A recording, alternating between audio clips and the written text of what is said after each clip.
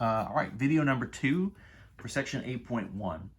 So we've kind of laid the foundation here. We've looked at a bunch of different sort of exponent problems that just are dealing with numbers, right? If we sort of throw a power on a number, for the most part now we can deal with it. So what I want to do next is look into some of these exponent rules. So these are kind of algebra-based rules that we can use to sort of simplify an expression that has exponents in it. So that is, if we're working with, you know, x's and y's and z's, or a's and b's and c's or something, right? Not just number values. If all I have are numbers, for the most part, I can sort of order of operations style. I can just crunch them and go from there. So if we've got numbers, we're good to go. If we start to do some algebra stuff and we get some expressions with variables, then we're going to need to think a little bit more about what's happening, and we're going to have to lay some rules. So I'm going to lay all the rules out, I think, first, and then we'll sort of run some examples that use them. The first rule is what we call the product rule. So product means multiplication. And so this is a rule set up for when you have two different exponential expressions multiplied together. And it only really applies if you're looking at something where the base values are the same. In this case, you know, if we're thinking numbers, we don't really need to do this because we could just crunch the numbers, right? So we really sort of mean variables.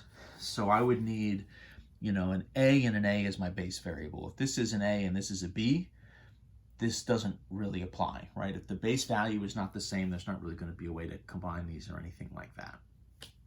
So what happens here in the product rule is if you're multiplying down in the base, right? So a to the m times a to the n, right? So two different powers, but the base is the same and they're getting multiplied together. What this rule says is you can actually rewrite this expression as one base value, 1a, and then you're going to add the two powers together. So a to the m times a to the n is going to be the same thing as a to the m plus n, right?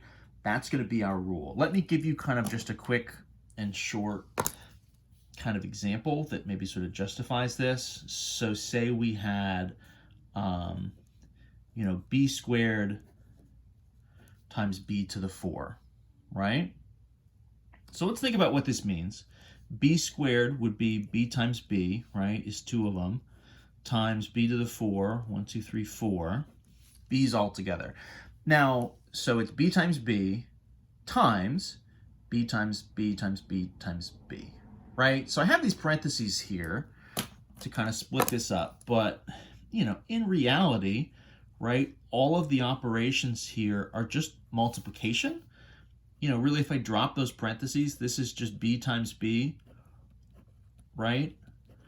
And then 4 more of them, right? So that would be b to the 2, that would be b to the 4, but everything here is being multiplied. This is really all the same operation. This is really just 6 b's all together, right? 2 plus 4, so that would be b raised to the 6th power instead. I'm really just adding them up together, right? So the idea here is multiplication at the base essentially allows you to add the powers together. Your intuition here at first, right, before you kind of write everything out, might be to say, okay, if this is times, then I should multiply the powers. But that's not going to be what you want to do. The idea here is you have to add those powers together. So the product rule, multiplying the base values, means you're going to add the exponents. The second rule is what we call the power rule. And so this is sort of like exponents stacked on another exponent. So the way you would sort of write this is if you have a base value a raised to the m power, and then that whole thing is raised to the n power. So this is like a double power, right? It's an exponent on top of another exponent. That might seem like overkill, but it can happen, right? If you have some sort of formula where you're squaring or cubing or something, one of your values, and then you have to put in a value that maybe is already squared or cubed or raised to the 4 or something, right? I mean, if you have some sort of formula or situation where that happens, right, you're going to get this sort of double power. And the question is there sort of a shorthand way to approach this? And the answer is yes. What's going to happen here is that those two exponents can be multiplied together. So if you have, right, sort of a double exponent, what'll happen is you can do a shorthand and rewrite it as multiplying those two powers together. That's what'll work there. Again, let me do just sort of a quick kind of example with some sort of small values just to kind of justify this. This is not what we would call a proof, right, where we're doing this sort of totally generically. This is just kind of an example that hopefully makes sort of why this rule works seem a little more reasonable. So let's do b to the 4. And let's take that whole thing and square it. So in theory, what this rule says is that should be the same thing as, b to the 4 to the 2 should be the same thing as b to the 4 times 2 should be b to the 8. That's what this rule says, right? Now, if we sort of expand this, right? So b to the 4 to the 2, right, should be b to the 4 times 4. Fair enough, right? That's going to be... in some sense, if we maybe go back and use the rule that we just did, right, this kind of goes back to a product. And so that would be, right, b to the 4 plus 4, right, which is 8. But of course, another way to write that would be to write it as 2 times 4. And then we get our b to the 8. So the idea there is that, when you expand this, right, and sort of multiply this out with this sort of outer power, right, you get exponents, b to the 4, b to the 4, you could have done it 3, 4, 5, 6, 7, 8 times, however many times you wanted. But all that's going to happen, right, if we sort of go back and use our product rule here, is you're going to add those powers together. And if you're repeatedly adding, it really is just multiplication. So rather than have to do all this expansion each time, we'll just sort of, trust in this rule, and we'll kind of use that to help simplify our lives and work through these a little faster. There's one more rule for this section. It has the very sort of awkward name, the power of a product rule, which is kind of like, at this point, you're like, are there any other words besides like power and product that we can use to like make these? Is there like a product of a power rule that we need to worry about also? And I say, yeah, I hear you. This is, I don't know. This is sort of math people making up these names. They're not really writers necessarily. So we sort of get what we get. The power of a product, right? So product means multiply. So this would be something where we had, maybe a times b as a product, and then that's raised to a power. So the power of a product, right, is, okay, I have a times b, and I'm going to raise it to the m. And so what this rule says is that's really going to be the same thing as a to the m times b to the m.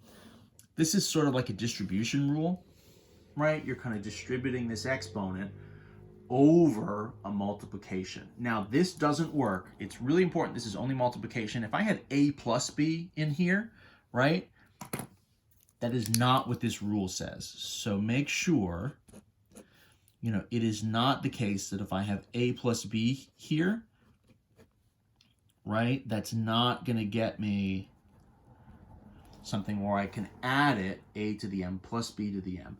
That's kind of a format that's going to show up a lot in later math classes, and it always gets people in trouble. People kind of want something like this to be true, but it's not going to be. You can distribute over multiplication, but not over like addition or subtraction. So beware of that. That is a trap that you have to watch out for. Let's do another example here. Let's say I've got a times b. Let's cube it, right? So let's see if we can kind of justify this the same way we did these last ones. So that's a times b times a times b times a times b, right? Now, this kind of like the first one, this is all just multiplication. And because multiplication is sort of commutative, right, means that we can kind of move all of these terms around. So we can just sort of regroup.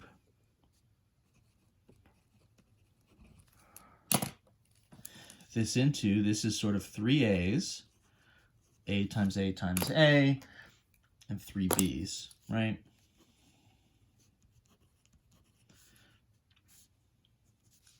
And so you can see, well, 3a's would be a cubed, right, times 3b's would be b cubed. And that would essentially be our rule, right? So rather than sort of write out all these pairs and sort of multiply them that way, the whole idea here is essentially you can just sort of jump right to distributing and sort of regrouping in some sense, right? And so this is the same thing as an a cubed times a b cubed. That's the whole idea. So those are our exponent rules. Those are the different sort of tools that we have to try to simplify and clean up different exponential expressions. What I'm going to do, I'm going to pause this video and then we'll do a third one for this section where we run down and simplify and use these rules to sort of clean up some example problems. So we'll sort of put these rules to use in video number 3 coming up.